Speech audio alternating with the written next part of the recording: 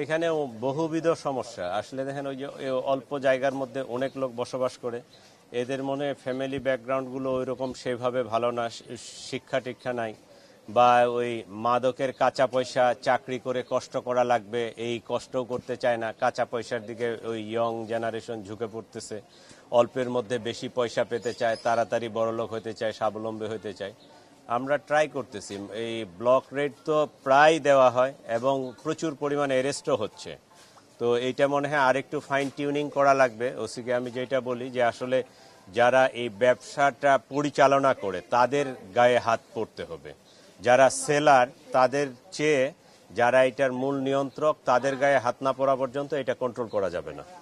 আমাদের মনে হয় আরও একটু কোয়ালিটেটিভ চিন্তা করতে হবে, আরও একটু ভালোভাবে চিন্তা করতে হবে। যারা গ্যাং লিডার, যারা এটার মানে নিয়ন্ত্রণ করে, যারা এখানে আধিপত্য বিস্তার করার চেষ্টা করতেছে, তাদের গায়ে হাত পড়তে হবে। তাদের গায়ে হাত না পড়লে এটা কন্ট্রোল করা যাবে না।